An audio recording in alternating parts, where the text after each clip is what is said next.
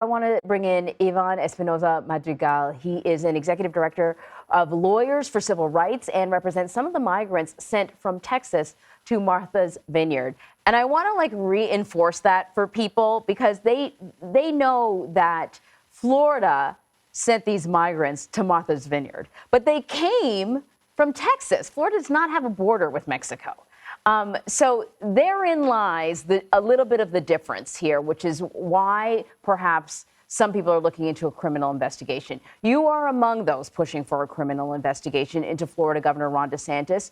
What laws do you believe he may have broken? Thank you for having me.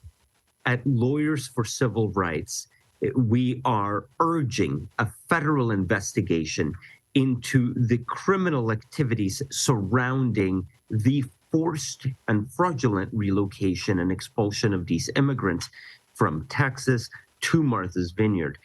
We believe a host of criminal and civil issues are really connected to this forced relocation of immigrants. Everything from human trafficking and kidnapping and fraud to a wide range of constitutional violations. We're urging the federal government to take action. We're urging the Commonwealth of Massachusetts to take action. Our clients have rights, and those rights have been violated, and Lawyers for Civil Rights will not stand for that. I know that our correspondent Elaine Keano spoke to some of the migrants in Martha's Vineyard, and at least one of them said that they didn't know where they were going until they were already in the air. Many critics, including President Biden, have accused Ron DeSantis of using migrants as political props. I'm wondering how your clients feel, though. Do they feel like they're being used? Absolutely. Absolutely. And the politicized nature of what has happened to our clients is something that they came to appreciate over the last few days.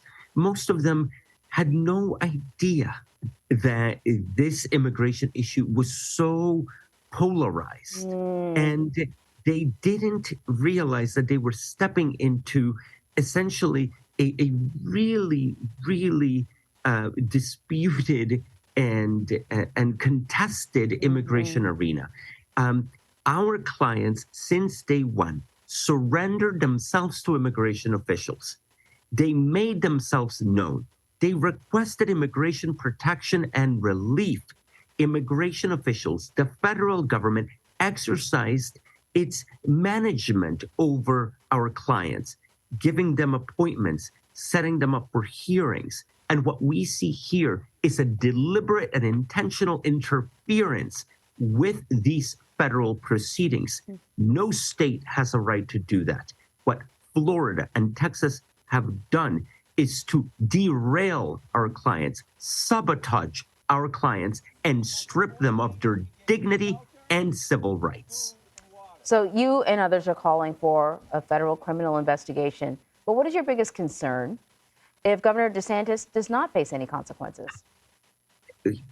He must face consequences. He must face consequences for doing this, perpetrating this fraudulent scheme against our clients.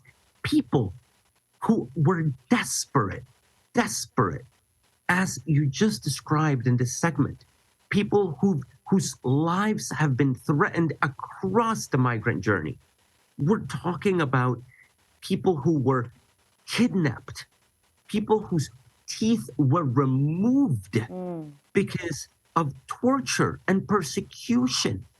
These are the folks who arrived in Martha's Vineyard.